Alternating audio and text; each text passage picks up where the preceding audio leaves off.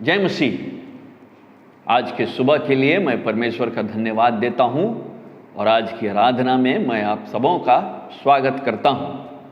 आइए हम लोग परमेश्वर की आराधना करेंगे और इस समय को आरंभ करते हुए भजन का लेखक कहता है कि हे मेरे परमेश्वर, हे राजा, मैं तुझे सराहूँगा और तेरे नाम को सदा सर्वदा धन्य कहता रहूँगा।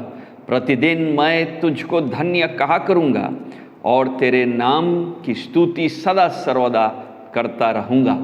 यहोवा महान और अति स्तुति के योग्य है और उसकी बड़ाई अगम्य है।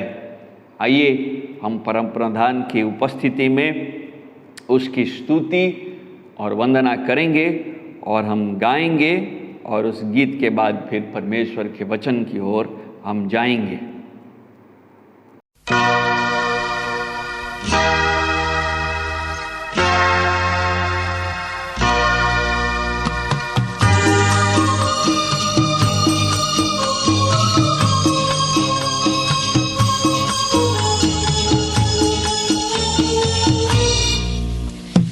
महिमा से तू जो भरा हुआ, ज्योति में सदा रहने वाला, मनुष्यों में तूने जन्म लिया, फिर से यीशु जग में तू आएगा, आएगा यीशु आएगा, फिर से यीशु जग में तू आएगा।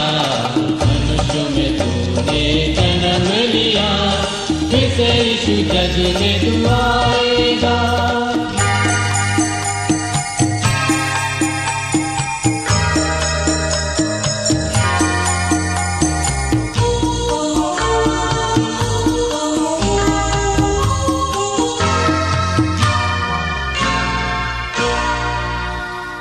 भूमि आकाश में समा न सका, मंदिरों में तू रह न सका, चंद्र होकर चरनी में पैदा हुआ, मन में हमारे घर तू बना, घर तू बना यीशु घर तू बना, मन में हमारे घर तू बना, चंद्र होकर चरनी में पैदा हुआ, मन में हमारे घर तू बना।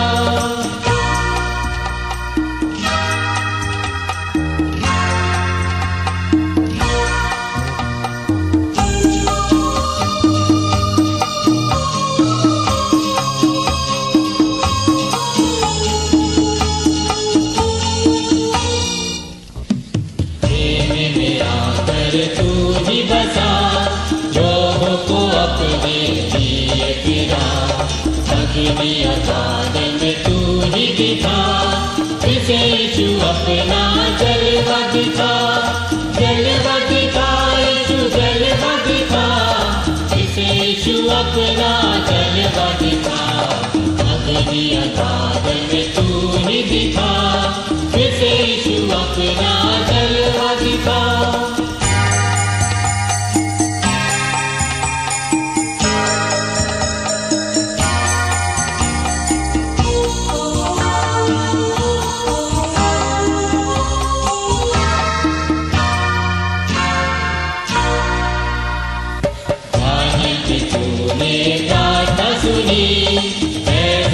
तूने सहायता दी, बादल में तूने बेदारी भेजी, अपने लोगों को फिर से दे रिहाई, दे रिहाई यीशु दे रिहाई, अपने लोगों को फिर से दे रिहाई, बादल में तूने बेदारी भेजी, अपने लोगों को फिर से दे रिहाई।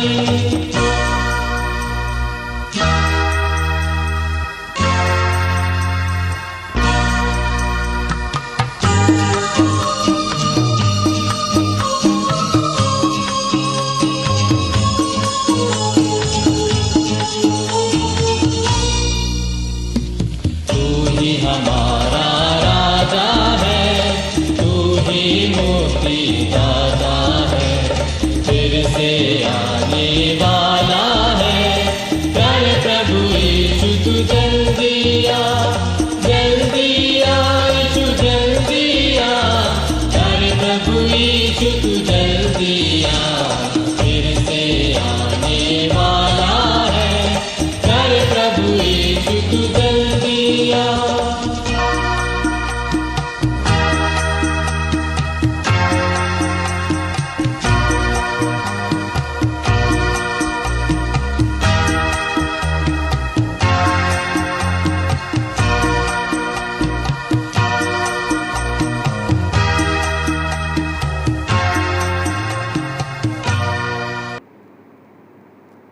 आइए हम लोग प्रार्थना करें। प्रभु जी, आज के सुबह के लिए हम तुझे धन्यवाद देते हैं। हम धन्यवादित हैं कि तूने यह अवसर दिया हमारे जीवनों में कि फिर से हम तेरी उपस्थिति में आ सके। इस समय को हमारे जीवन में प्रदान करने के लिए हमें अपने सिंहासन के तले खींचने के लिए हम तुझे धन्यवाद देते हैं, क्योंकि प्रभु जब हम अपने आप को देखते हैं, अपने पापों को स्मरण करते हैं, हम निश्चित रीति से जानते और समझते हैं कि हम में ऐसी कोई योग्यता नहीं कि प्रभु हम अपने से तेरे सिंहासन के तले आ सके। ये सिर्फ और सिर्फ तेरी बड़ी अनुग्रह है जिससे प्रभु ये संभव हो पाया है। तूने समय के पूरे होने पर प्रभु मनुष्य के बीच में अपना डेरा किया।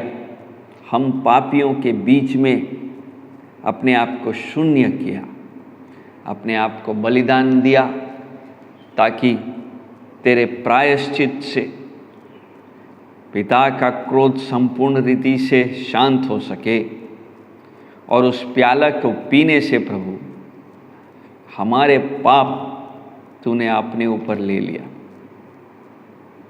ताकि आज जब हम तेरे सिंहासन के तले आते हैं, तेरे लहू में धोए जाने के कारण से हम पिता की संगति में आ पाते हैं।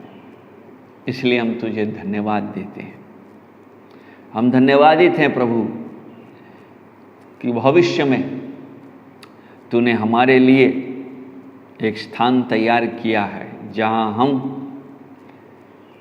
तेरी उपस्थिति में आमने सामने रहेंगे, तुझे अपने आँखों से देखेंगे और तुझ जीवित परमेश्वर की महिमा सदैव करते रह पाएंगे।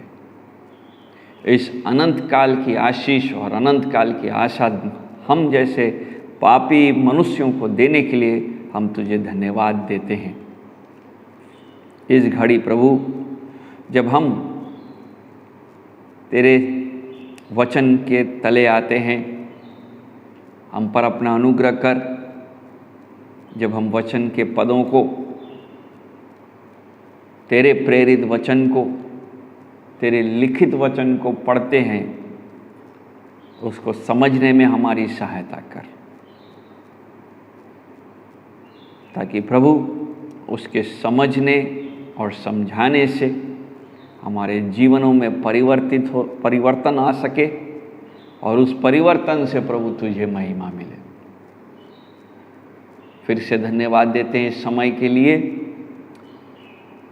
और सारी महिमा तुझको देते हुए यीशु मसीह के नाम से मांगते हैं, आमीन। आज के सुबह हम प्रभु को धन्यवाद देते हैं कि वह फिर से हमारे जीवनों में यह अवसर दिया कि हम उसके वचन के तले आ सके और पिछले दिनों की तरह हम फिर से अपने ध्यान को दूसरे पत्रस पर केंद्रित करेंगे। पिछले हफ्ता हमने दूसरे पत्रस पर ध्यान नहीं दिया, मैं व्यक्तिगत कारणों से उपस्थित नहीं हो पाया। आज हम लोग फिर से उस श्रृंखला को जो आरंभ किए हैं उसको जारी रखेंगे। यदि आप पिछले दिनों से इन संदेशों को फॉलो करते आ रहे हैं तो आप जानते होंगे कि हमने गत रविवार के पहले रविवार तक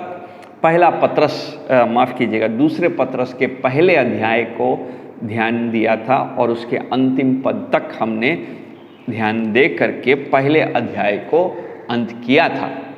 और उस पहले अध्याय में हमने उसके पत्रस के अभिवादन से लेकर के 21 पद के आखिरी तक यह देखा कि पत्रस मौलिक सिद्धांतों को, अर्थात यीशु मसीह कैसे हमारा उद्धार करता है, यीशु मसीह की धार्मिकता हमारा बहुमूल्य विश्वास कैसे बनता है, उस बहुमूल्य विश्वास में हमको अनुग्रह और शांति कैसे प्राप्त होती है, इस मूल विषय को उसने बाकी के 3 पद से दोहराना आरंभ किया कि वह कैसे हमको सामर्थ्य देता है कि हम ईश्वरीय सामर्थ्य में उन गुणों में बढ़ सके जो एक विश्वासी में होना चाहिए, जिसके बारे में उसने 5, 6 और 7 पद कहा कि भाई तुम्हारे अंदर में जब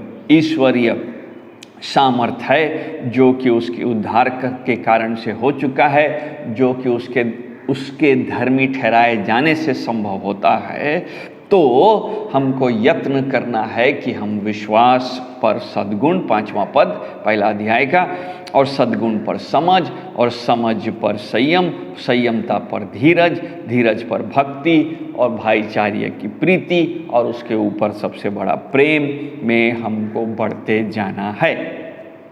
और इस विषय को, बढ़ते जाने के विषय को आगे समझाते हुए 10वें पद में वो हमको हमारे बुलाए जाने को स्मरण करता है।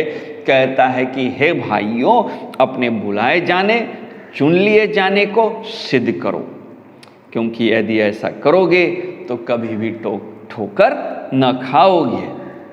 जब हम 16 पद से आगे प्रवेश करते हैं तो वह इन शिक्षाओं को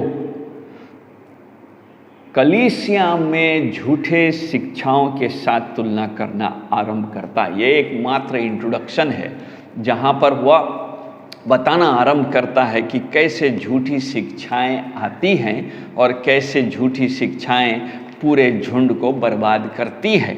और 16वां पद में वो कहता है कि उसकी शिक्षा और उनकी शिक्षाएं जो प्रेरितों ने दिया है वो चतुराई से गढ़ी हुई कहानियां नहीं हैं, जैसे झूठे शिक्षक देते आए हैं, परंतु ये सारी शिक्षाएं 20 पद और 21 पद जो यीशु मसीह का वचन है, पवित्र शास्त्र है, उस पर आधारित है। क्योंकि कोई भी भविष्यवाणी मनुष्य की इच्छा से कभी नहीं हुई, पर भक्त जन पवित्र आत्मा के द्वारा उभारे जाकर परमेश्वर की ओर से बोलते थे। इस विषय को कि परमेश्वर का यह वचन पवित्र शास्त्र है, उस पर संदेह करना उचित नहीं, और वह संपूर्ण रीति से हमको परमेश्वर की आज्ञाओं के बारे में, यीशु मसीह के उद्धार के कार्य के बारे में, हमारे विश्वास, हमारा धर्मी ठहराए जाने के विषयों के बारे में संपूर्ण रीति से पर्याप्त है। उसमें किसी नए बात की जोड़ी जाने की कोई आवश्यकता नहीं है, और पवित्र शास्त्र को छोड़ करके कोई दूसरा शास्त्र हमें उद्धार नहीं देता है। इस विषय को अब वह आगे दूसरे अध्याय में तुलना करना आरंभ करता है कि यह पवित्र शास्त्र का विषय, यह प्रेरितों का वचन, यह प्रेरितों का प्रचार किया जाना, जो सुसमाचार उन्होंने दिया है, यह झूठे शिक्षाओं और झूठे शिक्षकों से कैसे भिन्न है।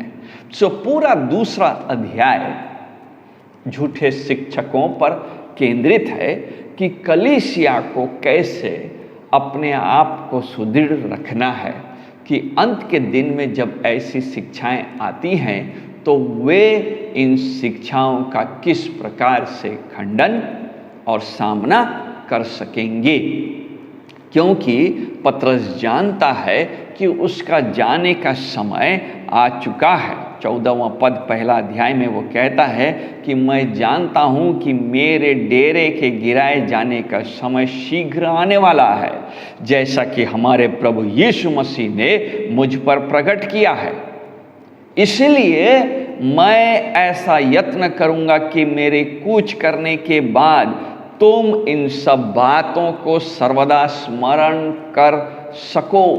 ये झूठे शिक्षाओं को यहाँ पर सामने लाने की आवश्यकता इसलिए पड़ी है क्योंकि पतरस जानता है कि समय अंत हो रहा है, कलीसिया में नाना प्रकार के गलत शिक्षाएं, अन्य सुसमाचार दिखने वाले प्रचार आएंगे जो वास्तव में सत्य के वचन पर आधारित नहीं है, वह वास्तव में सत्य है ही नहीं।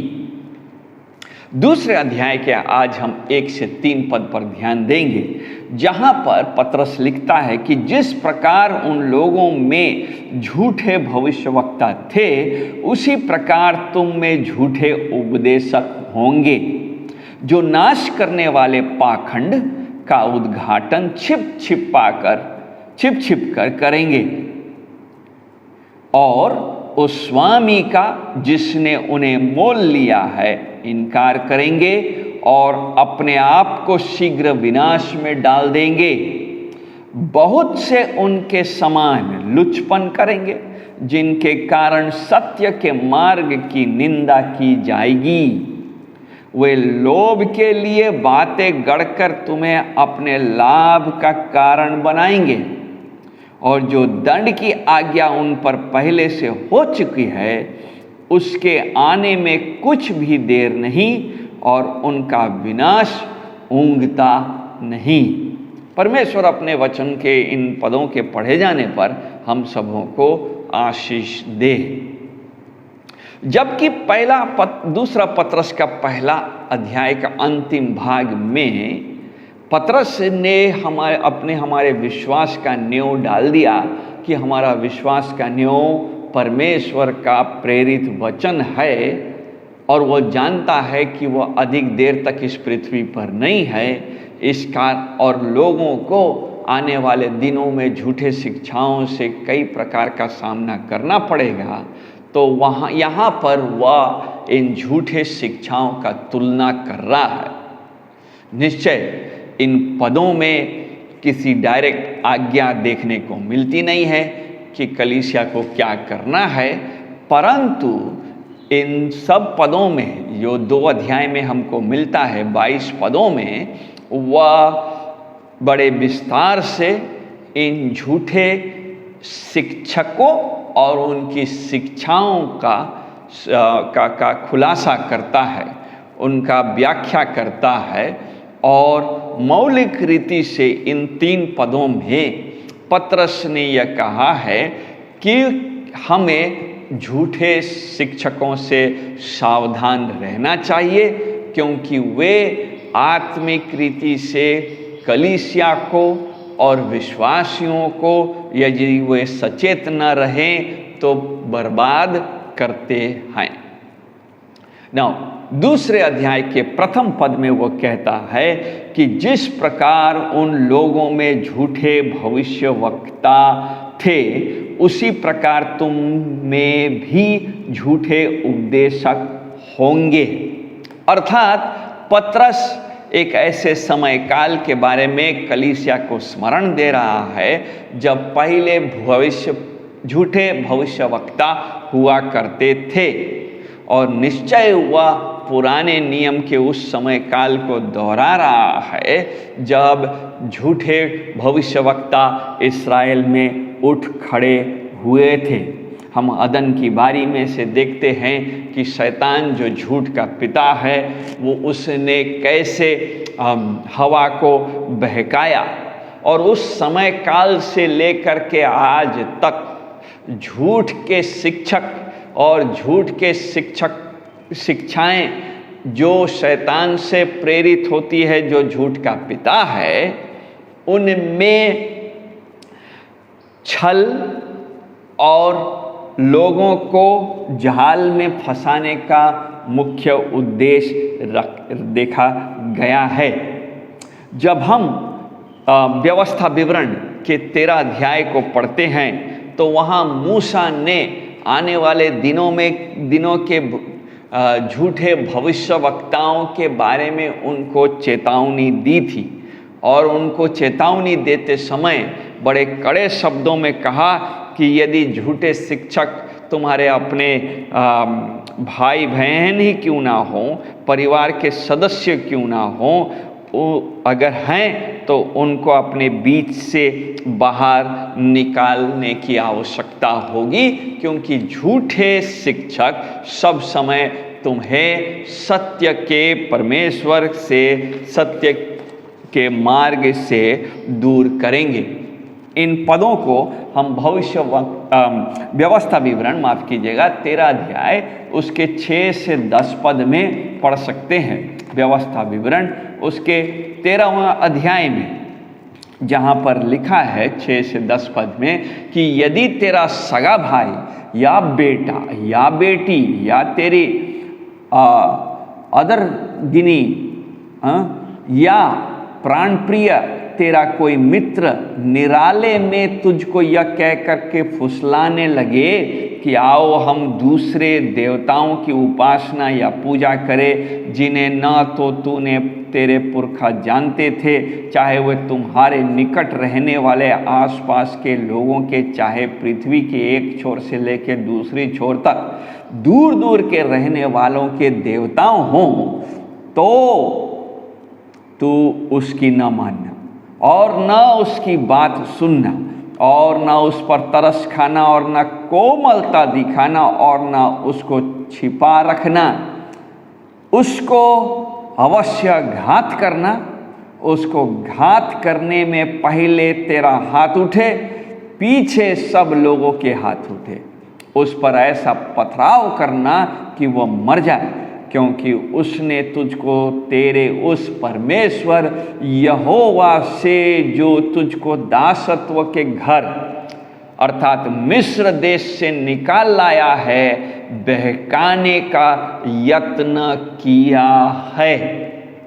कड़े शब्द हैं निश्चय, परंतु कड़े शब्दों में छिपा हुआ यह बात मूसा कहना चाहता है कि यह कड़ा इसलिए है क्योंकि उनका नुकसान जो होता है, जब लोग बहक जाते हैं, वह बहुत अधिक होता है, वह संपूर्ण रीति से बर्बाद होता है, बर्बाद हो जाते हैं, जिस सड़ाहट को फिर से शुद्ध नहीं किया जा सकता है।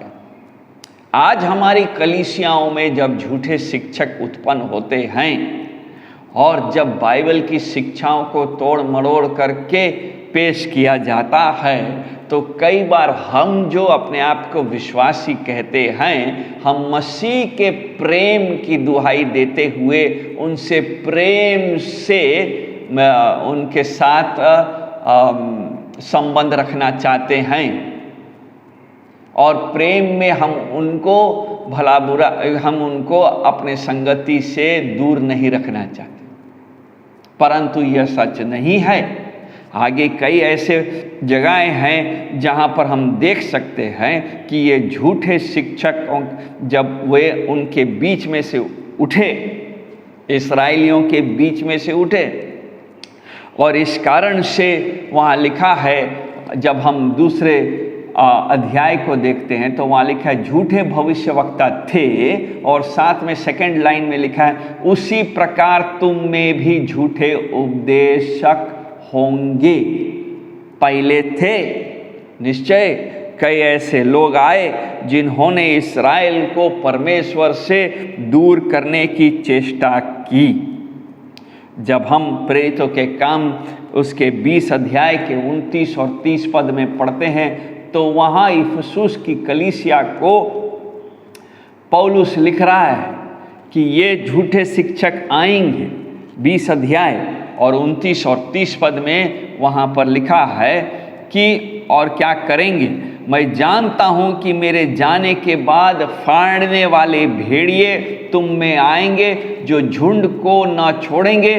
तुम्हारे ही बीच में से भी ऐसे ऐसे मनुष्य उठेंगे जो चेलों को अपने पीछे खींच लेने की टेढ़ी मेढ़ी बातें करेंगे। इसलिए जागते रहो। इस पद पर बाद में आएंगे, लेकिन ये पौलुस जानता था कि तुम्हारे मेरे जाने के बाद फाड़ने वाले भेड़िए तुम में आएंगे। झूठे शिक्षक कलीसिया को फाड़ते हैं, विभाजन लाते हैं, उसको सत्य को तोड़ मरोड़ करके पेश करते हैं। इस कारण से झूठे शिक्षक जब कलीसिया में उत्पन्न होते हैं, तुम्हारे बीच में से आते हैं, तो वे कलीसिया को बिल्कुल बर्बाद करते हैं। इससे पहले कि उसको रोका जाए, इससे पहले कि उनको उन पर प्रश्न उठाया जाए, जब तक कलीसिया जाग करके ये कार्य करे, तब तक बहुत नुकसान हो चुका होता है। और कई बार जब ये झूठे शिक्षक कलीसिया छोड़ते हैं या उनको हटाया जाता है, वे अपने साथ एक बहुत बड़ी झुंड को कलीसिया से जो ऐसी शिक्षाओं में फंस गए हैं उनको भी ले जाते हैं। नतीजा, सदस्य कलीसिया पर क्रोधित होते हैं, अगुओं पर क्रोधित होते हैं और लांछन लगाते हैं कि उन्होंने प्रेम से इस समस्या का हल नहीं निकाला। और कई बार सच्चे और सत्य के प्रचार करने वाले अगुओं पर कई प्रकार का लांछन भी लगाया जाता है। परंतु हमको ध्यान रखना चाहिए कि यह विषय, झूठी शिक्षाओं का जो विषय है, यह एक गंभीर और गहरी विषय है। ये मामूली डॉक्ट्रिन को लेकर के मतभेद नहीं है कि बपतिस्मा में डुबाया जाए कि सुलाया जाए कि उसको बैठाया जाए कि डुबाया जाए, कि बच्चों का बपतिस्मा होना चाहिए या नहीं होना चाहिए। ये झूठी शिक्षाएं नहीं है, बल्कि ऐसे बड़े बड़े वे मतभेद, वे शिक्षाएं जो हमको परमेश्वर के त्रिएकता से दूर करता है, यीशु मसीह के संपूर्ण परमेश्वर और संपूर्ण मनुष्य होने की से इनकार करता है, या यह इनकार करता है कि यीशु मसीह कुंवारी से जन्मा, पाप रहित था और उसने क्रूस पर अपने आप को दे करके हमें, हमारे पापों से हमको संपूर्ण रीति से उद्धार दिया, या उसका पुनरुत्थान हुआ और वह आज पिता की दाहिनी ओर में बैठा है और उसका द्वितीय आगमन होने वाला है। यदि कोई शिक्षक इन शिक्षाओं का इनकार करे या इन शिक्षाओं में हेर फेर करे या इसको तोड़ मड़ोड़ कर पेश करने की चेष्टा करता है, ऐसे लोग झूठे शिक्षक हैं।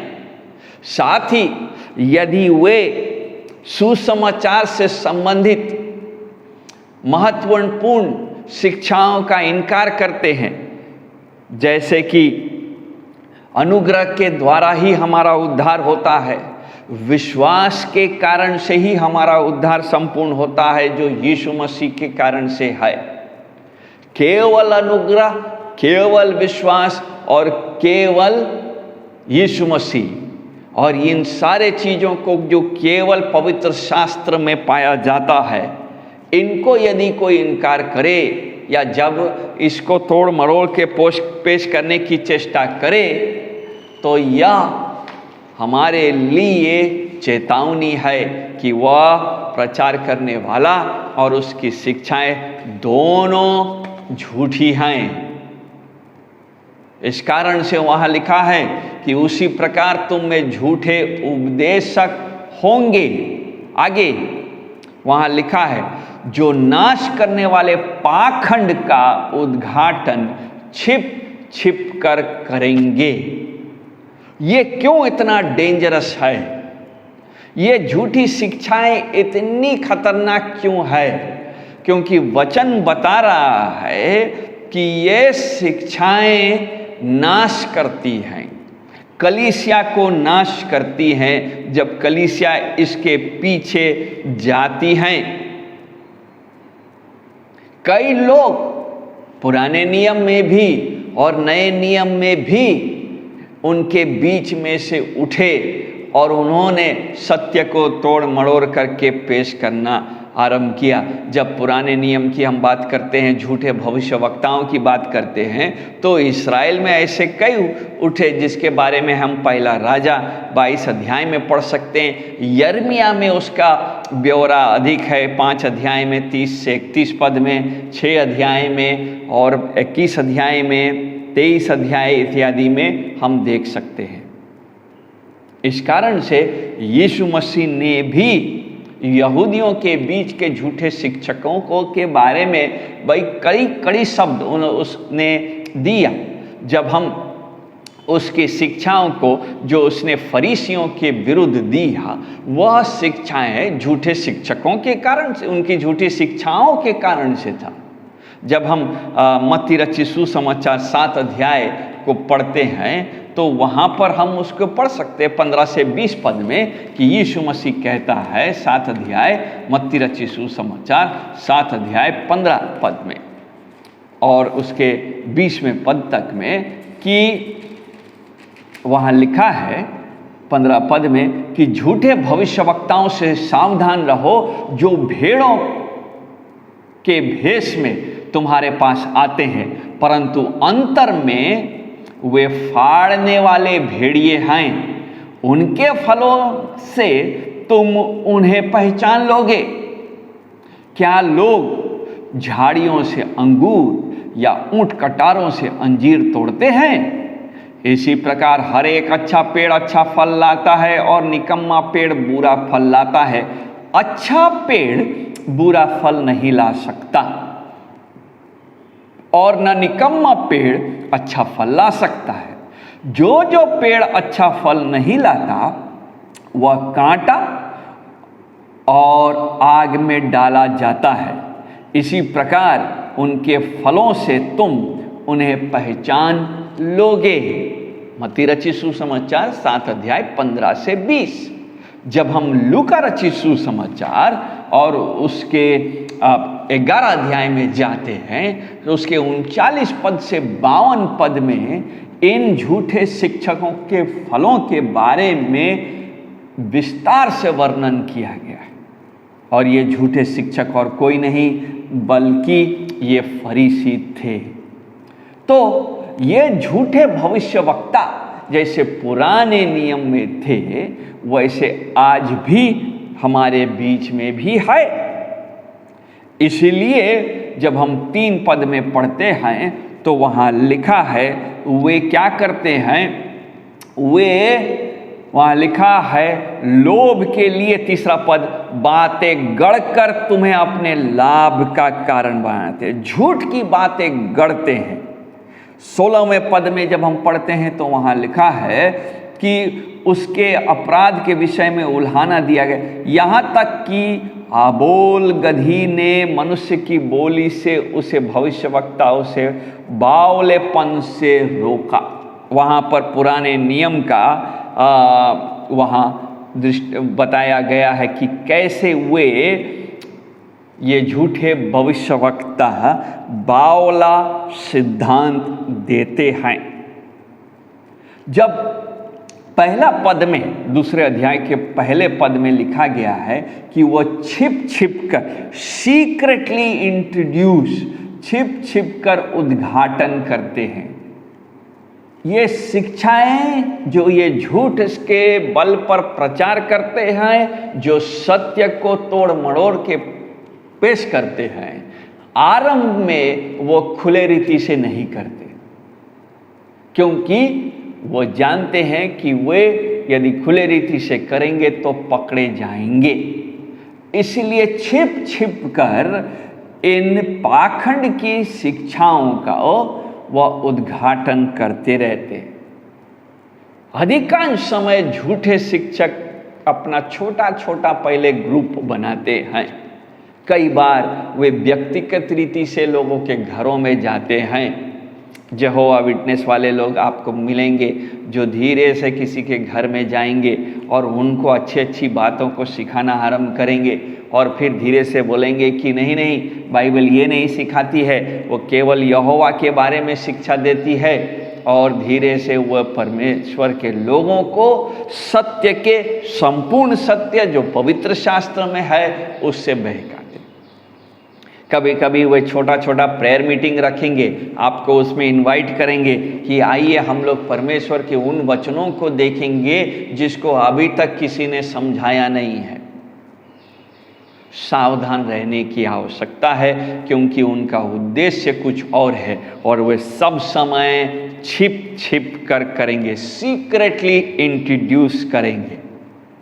एक अच्छा झूठा शिक्षा आजकल चला है, वह है सेल्फ एस्टीम की शिक्षा, आत्मसम्मान की शिक्षा। और कई बार प्रचारक लोग पुलपिट से भी कहते हैं कि बाइबल हमको हमारे आत्मसम्मान की शिक्षा के बारे में देती है कि हमको अपने से प्रेम, अपने आप से प्रेम करना चाहिए।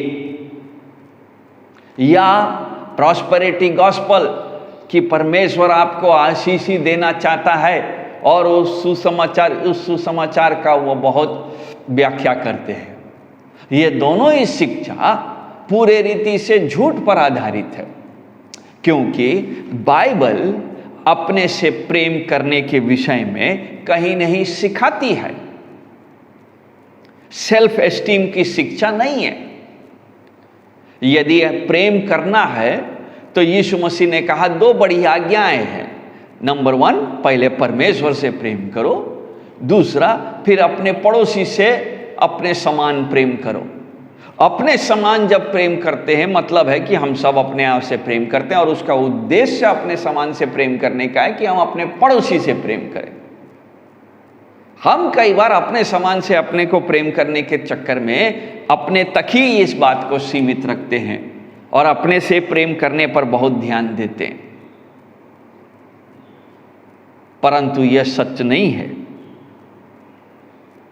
उसी रीति से जब हम इन प्रचारों को सुनते हैं कि परमेश्वर आपसे प्रेम करता है, आपको आशीष देना वाला चाहता है, आपको एक जयवंत जीने के लिए आपको संपूर्ण रीति से आशीष देना चाहता है और मसीहों को गरीब होने का और उनके पास किसी चीज़ की कमी नहीं होने का शिक्षा कहीं नहीं लिखा गया है, बल्कि परमेश्वर चाहता है कि हर एक विश्वासी उन्नति करे और बहुतायत के जीवन जिए। और उनका बहुतायत का जीवन का अर्थात सांसारिक रीति से बहुतायत के जीवन को जिए। इन शिक्षाओं को जब हम सुने तो हमको सावधान रहना चाहिए और जानना चाहिए कि बाइबल में सांसारिक बहुतायत के बारे में शिक्षा नहीं दी जाती है। सब समय हर एक बहुतायत आत्मिक बहुतायत के साथ जोड़ी गई है। इस कारण से हमें सावधान होनी चाहिए। उनकी इच्छा यह है कि वो आपका धन उस बहुतायत में वो सिखाते हैं कि यदि आपको बहुतायत के जीवन जीना है, यदि आप धनी होना चाहते हैं तो उनकी सेवकाई में डाल दे पैसा, ताकि परमेश्वर आपको आशीष से मामूल करे। यह एक झूठा शिक्षा है, क्योंकि इसमें संपूर्ण सत्य नहीं है। ये संपूर्ण सत्य के समान सुनाई देता है परंतु है नहीं, इसलिए सावधान रहना चाहिए। झूठे शिक्षक परमेश्वर के वचन को तोड़ मरोड़ कर पेश करते हैं। 1 अध्याय के 16 पद में पतरस ने कहा कि तो वह चतुराई से गढ़ी हुई कहानियों का अनुकरण नहीं करते।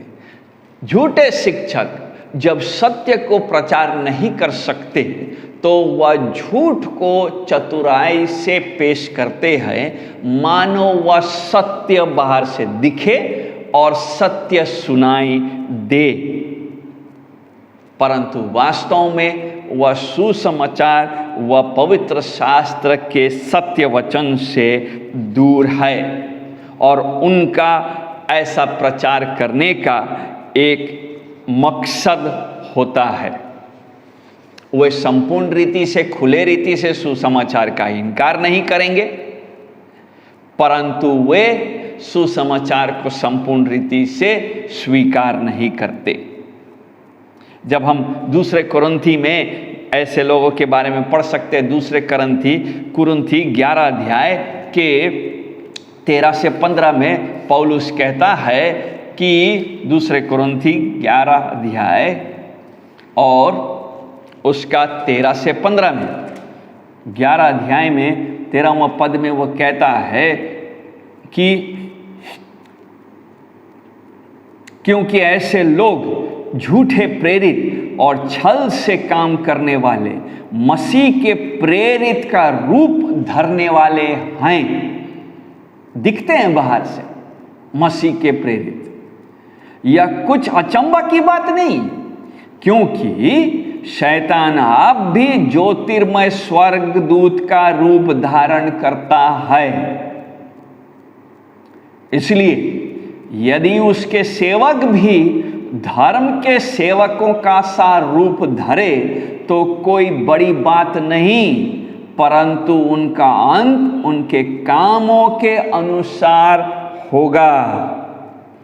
कई बार हम झूठे शिक्षकों को पाएंगे कि वे बड़े बड़े दल, बड़े बड़े कलीसियाओं के अगुवे बन गए हैं और साधारण विश्वासी यह समझते हैं कि क्योंकि उनका एक बड़ा सेवकाई है, क्योंकि हजारों की संख्या में उस कलीसिया के वहाँ पर मेंबरशिप है, क्योंकि वे बहुत जगहों में सेवकाई कर रहे हैं, क्योंकि उनका बहुत बड़ा मिनिस्ट्री है, का मान्य है कि वे सही प्रचारक होंगे। नहीं मेरे प्रियो, सत्य के प्रचार करने वाले को जानने के लिए एक ही तरीका है कि उनके प्रचार को जांचा जाए, और उनका प्रचार जांचा जाएगा जब उनके कामों को हम जांचेंगे। क्योंकि वचन स्पष्ट है, 14वां पद कहता है कि जैसे शैतान आप भी ज्योतिर्मय स्वर्गदूत का रूप धारण करता है। तो यह संभव है कि झूठे शिक्षक भेड़ के वेश में आए आपके बीच में, परंतु हैं वास्तव में वे भेड़िया। और साथ में वहां पर वापस जाएंगे दूसरे पत्रस में, तो वो लिखता है कि वे दूसरे पद में क्या करते हैं, वे छिप छिप कर तो पाखंड का उद्घाटन छिप छिप कर करते और उस स्वामी का जिसने उन्हें मोल लिया है इनकार करेंगे। ये क्या झूठ की शिक्षाएं हैं? ये झूठ की शिक्षाएं ये है, ये झूठी इसलिए हैं क्योंकि मूल रीति से उन्होंने मालिक जिसने उनको मोल लिया है उसका इनकार करते हैं। मालिक, मास्टर, वे डिस्ट्रक्टिव हेरेसी, झूठे शिक्षाओं का प्रचार इसलिए कर रहे हैं, या उनको इसलिए झूठा कहा जा रहा है, या उनको पाखंड का उद्घाटन करने वाले इसलिए कहा जा रहा है क्योंकि उन्होंने स्वामी का इनकार किया है। ये शिक्षक इसलिए प्रचार नहीं करते, ये प्रचारक झूठे प्रचार इसलिए प्रचार नहीं करते क्योंकि मालिक का आदेश उनको मिला है। नहीं, वे सेवकाई के बोझ के तले दबे हुए हैं इसलिए वे मसीह के डुलॉस है। नहीं, उनका अपना एक एजेंडा है। वे मालिक की सेवा नहीं करते, और मालिक का माने है यहाँ पर यीशु मसीह, स्वामी का माने है यीशु मसीह। वो यीशु मसीह के आज्ञाओं को पालन करने के लिए प्रचार नहीं कर रहे। उन्होंने यीशु मसीह को अपना स्वामी, अपना मालिक नहीं माना है, जैसे एक सही विश्वासी मानता है। और क्योंकि वो नहीं माना है, वो बाहरी रीति से दिखता है कि वह मालिक का गुलाम है, लेकिन उसके घर में रह करके वह अपनी इच्छा को पूरा करता है। वो बाहरी रीति से दिखता है कि उसने यीशु मसीह को उद्धारकर्ता के रूप में ग्रहण किया है, परंतु उसके कामों से यह स्पष्ट होता है कि वह उद्धार पाया हुआ है ही नहीं। और ऐसों के लिए मत्ती 7 अध्याय का 23वां पद कहता है, यीशु मसीह कहता है, मेरे सामने से दूर हो जाओ क्योंकि मैं तुम्हें पहचानता ही नहीं। ऐसे लोगों के लिए मालिक ने नरक का तैयारी किया है, भस्म करने वाली आग को तैयार किया है। ना जब हम इस पद के पहले पद के इस हिस्से को पढ़ते हैं कि वो स्वामी को जिसने उन्हें मोल लिया है इनकार करेंगे, तो कई प्रश्न उठते हैं। कई लोग इस पद के इस हिस्से को पढ़ने के बाद ये कहते हैं, क्योंकि ये लोग मालिक के घराने के हैं का माने है कि यीशु मसीह इसका माने उनके लिए भी मरा है, उनको भी उद्धार मिला है। या कुछ लोग ये कहते हैं कि इसका माने है कि उद्धार पाने के बाद भी लोगों का उद्धार खोया जा सकता है। परंतु ये शिक्षाएं सच नहीं है। क्यों? क्योंकि जब हम, अभी तो हमारे पास उतना समय नहीं है कि हम इस मोक्षदायी विषय के बारे में, अटोनमेंट के विषय में के बारे में और कैसे मनुष्य संपूर्ण रीति से पतित है इस विषय के बारे में पूरा व्याख्या करें। परंतु इन पदों में दो मुख्य सिद्धांत उठ के आते हैं। पहला कि मनुष्य संपूर्ण रीति से पतित है, और दूसरा कि यीशु मसीह केवल चुने हुओं के लिए अपना प्राण देता है। कई ऐसे लोग हैं, कई ऐसे शिक्षक हैं और कई ऐसे विश्वासी हैं जो ये मानते हैं कि यीशु मसीह सबके लिए मरा, सबके लिए मरा, और बचते हुए ही हैं जो उसको उद्धारकर्ता के रूप में मानते हैं, यानी कि ग्रहण करते हैं। इसीलिए कई मीटिंगों में आप देखेंगे कि वे इस बात का जोर देते हैं कि लोग हाथ उठाएं, आगे आएं और कहे कि मैं यीशु मसीह पर उद्धार किया। यदि यह शिक्षा सही है कि यीशु मसीह सब के लिए मरा है और मनुष्य केवल उसको ग्रहण करेगा तो उसको यीशु मसीह प्राप्त हो जाएगा, तो इसका मतलब यह है कि स्वर्ग जाने का असल निर्णय और हक मनुष्य को है, और मनुष्य के हाँ करने से वो स्वर्ग में चला जाएगा, ना करने से नरक में चले जाएगा।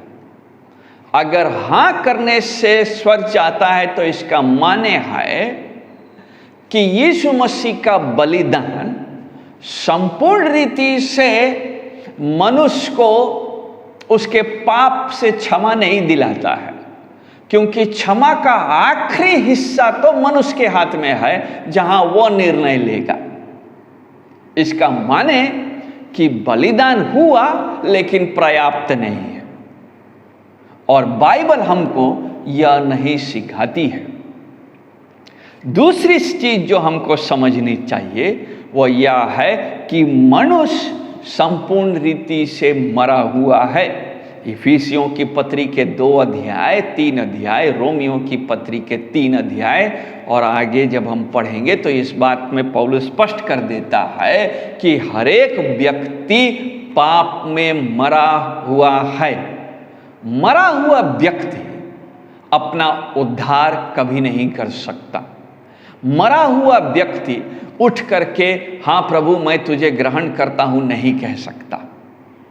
इस कारण से यह असंभव है कि यीशु मसीह सबके लिए मरे और केवल वे ही बचे जिन्होंने उस पर विश्वास किया। यह संभव नहीं है। इसका माने है कि वह उनके लिए मरता है जिन्हें उसने पहले से चुन लिया।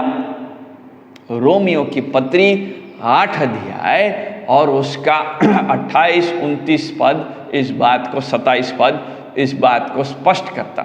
जिसे चुन लिया उसे बुलाया, जिसको बुलाया उसको मोल लिया, जिसको मोल लिया उसको ले पालक संतान बनाया, जिसको ले पालक संतान बनाया उसको संगी वारिस बनाया, जिसको संगी वारिस बनाया उसको महिमा के लिए तैयार किया।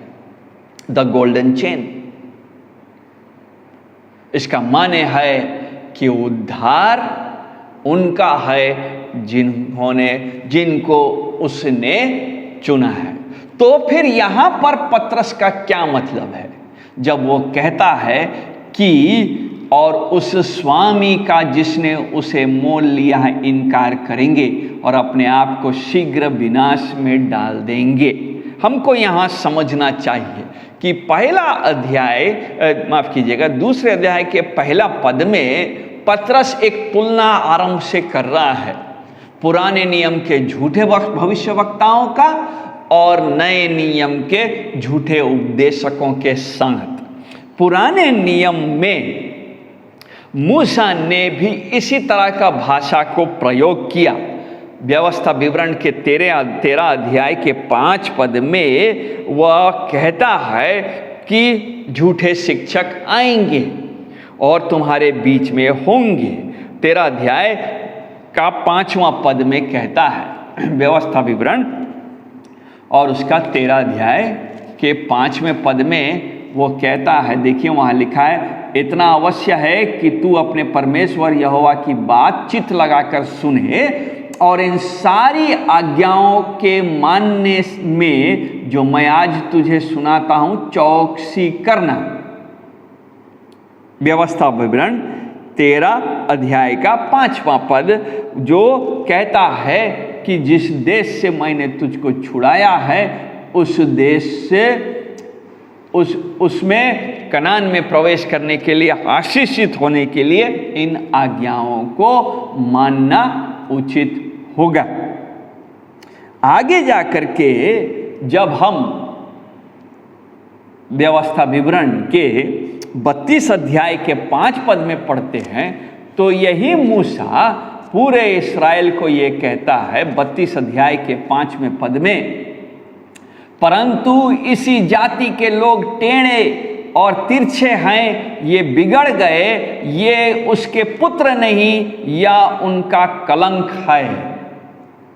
क्योंकि वे बिगड़ गए हैं तो वे उसके पुत्र नहीं।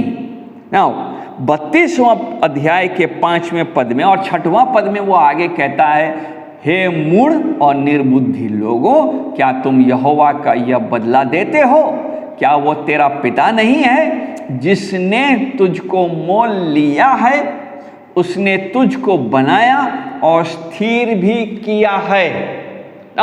जब हम पवित्र पुराने नियम को पढ़ते हैं और इस्राएल के बारे में जब हम अध्ययन करना देखते हैं तो हम जानते हैं कि इस्राएल के बारे में बात करते हुए लेखकों ने सब समय एक भौगोलिक इस्राएल और एक आत्मिक इस्राएल पर ध्यान दिया।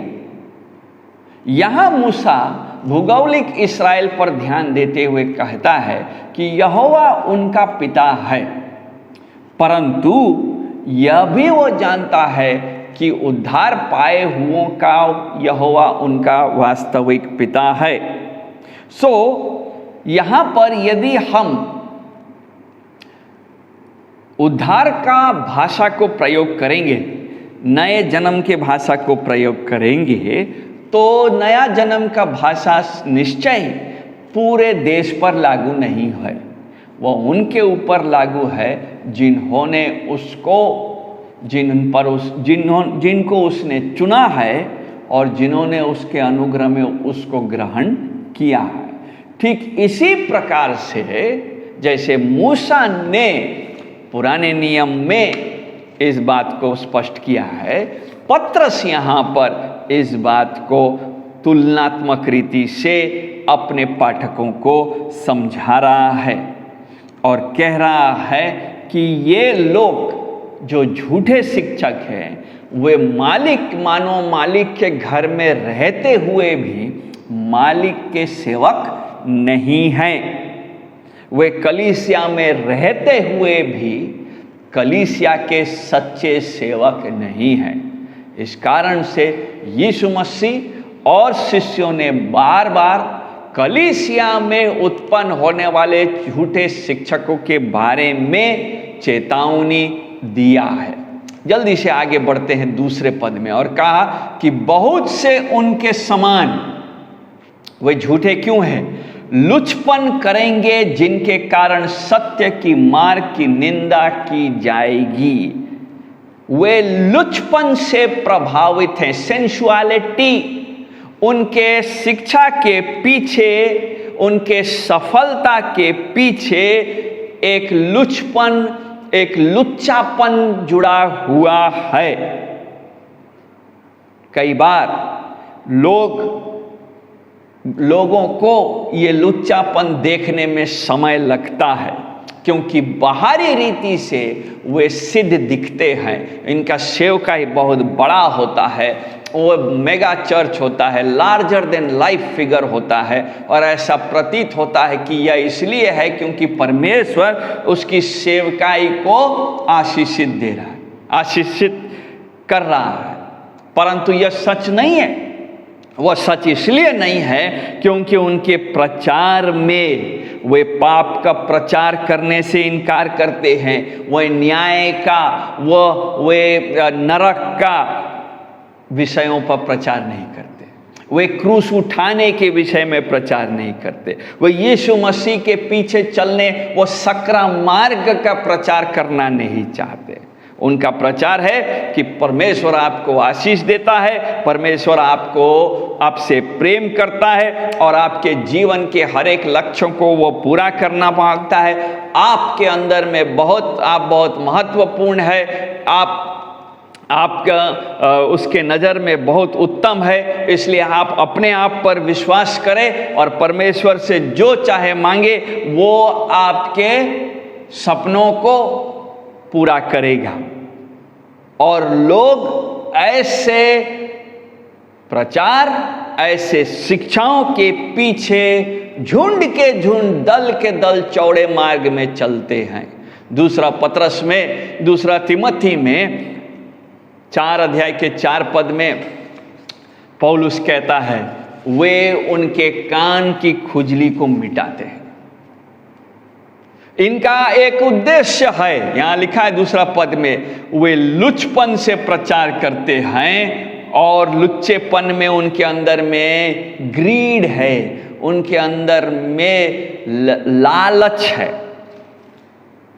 इस सारी प्रचार के बीच में वह अपनी इच्छा को पूरा करना चाहते हैं, वो लालच है, वह स्वयं केंद्रित प्रचार करता, सेल्फ सेंटर्ड उनका प्रचार है, वह परमेश्वर को महिमा देने वाला प्रचार नहीं है। अधिकांश समय झूठे शिक्षाओं के साथ अशुद्ध जीवन जुड़ा रहेगा। झूठे शिक्षक अधिकांशतः अशुद्धता में जीवन व्यतीत करते हैं। कई बार वे अपने अनैतिक जीवन को व्यतीत करते रहने की इच्छा से सत्य को जानबूझ करके तोड़ मड़ोड़ करके पेश करते हैं, ताकि उनको अपने अनैतिक जीवन से पश्चाताप न करना पड़े, मन फिराव न करना पड़े और अपने भी नरक जाएं और साथ में बाकियों को भी ले जाएं जो उनके शिक्षाओं को परमेश्वर का वचन मानते हैं। नतीजा, कलीसिया में उसके कारण से निंदा होती है। आज यदि आप YouTube देखें, यदि आप टीवी के प्रचारकों को सुने, कई बार आपको ऐसे प्रचार सुनने मिलेंगे जो सत्य का प्रचार नहीं। और पौलुस गलातियों की पत्री में कहता है, यह सुसमाचार झूठा सुसमाचार है, अन्य सुसमाचार है, और वहाँ कहता है कि वास्तव में वो सुसमाचार है ही नहीं। कई ऐसे टीवी इवांजलिस्ट, कई ऐसे YouTube पर आने वाले शिक्षक आते हैं जो कई प्रकार के झूठी शिक्षाओं को प्रचार करते हैं।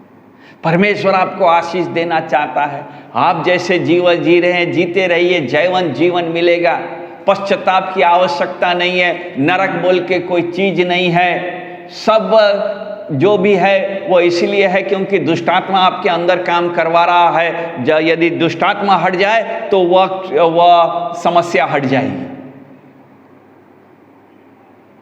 और नाना प्रकार के झूठी शिक्षाएं, भाइयों बहनों, हमें सावधान रहना चाहिए, क्योंकि पतरस यही कह रहा है अपनी कलीसिया से। स्टीफन कोल ने बहुत सही का बात कहा है कि अधिकांश समय एक झूठा, एक अनैतिक बिहेवियर, चरित्र एक झूठा सिद्धांत को उत्पन्न करेगा, और एक झूठे सिद्धांत और झूठी शिक्षा से एक अनैतिक चरित्र उत्पन्न होगा। Wrong behavior leads to wrong doctrine, and wrong doctrine leads to wrong behavior. सवाल ये है, आज की जब कलीसिया में हम आते हैं, हम अपने आप को सदस्य बोलते हैं, क्या हमको सच्ची शिक्षा का ज्ञान है? क्या हम झूठे शिक्षा और सच्ची शिक्षा में फर्क कर पाते हैं? क्या हम बिरिया के विश्वासी के समान हैं, जो पौलुस की शिक्षाओं को सुनने के बाद घर लौट करके पढ़ते हैं पुराने नियम को और देखते हैं कि ये बातें यूं ही है कि नहीं? या हम ये सोचते हैं कि जो कुछ पुलपिट से कहा गया होगा सच ही कहा गया होगा? नतीजा उससे निंदा उत्पन्न होता है। और तीसरा पद बताता है कि वे लोभ के लिए बातें गढ़कर तुम्हें अपने लोभ का कारण बनाएंगे। लोभ के लिए, अपनी इच्छाओं को पूरा करने के लिए वो करते हैं। और हमें नाम लेने की आवश्यकता नहीं, कई ऐसे प्रचारक हैं जो अपने लोभ के लिए ही प्रचार करते हैं और वे अपना धन बनाते हैं। हमें सावधान होना चाहिए उनके लिए। क्यों? क्योंकि वहां लिखा है कि जो दंड की आज्ञा उन पर पहले से हो चुकी है, उसके आने में कुछ भी देर नहीं। ये दंड की आज्ञा को हम पूरे अगर पत्री में पढ़ेंगे, लगभग 18 बार झूठे शिक्षकों के लिए कहा गया कि उनको दंड मिलेगा और वे, परमेश्वर का वचन कहता है यहाँ पर उनका विनाश होने वाला है। ऊँघ नहीं रहा है परमेश्वर, देर नहीं कर रहा है, उसका समय निश्चित है। 3 अध्याय के 17 पद में लिखा है, इसलिए हे प्रियो, तुम लोग पहले ही से इन बातों को जानकर चौकस रहो, ताकि अधर्मियों के भ्रम में फंसकर अपनी स्थिरता को कहीं हाथ से खो न दो। ऐसे झूठे शिक्षकों के लिए तो न्याय है ही है, परंतु हमारे लिए क्या है कि हम चौकस रहें। एक अंतिम वचन पढ़ के अंत करना चाहता हूं, जो 2 तिमोथी 4 अध्याय के 4 पद में लिखा है। और पौलुस कहता है कि 2 तिमोथी उसके 4 अध्याय में वहां लिखा है, अपने कान सत्य से फेर कर कथा कहानियां पर लगाएं, पर तू अब सब बातों में सावधान रह, दुख उठा, सुसमाचार का प्रचार का काम कर और अपनी सेवा का पूरा कर।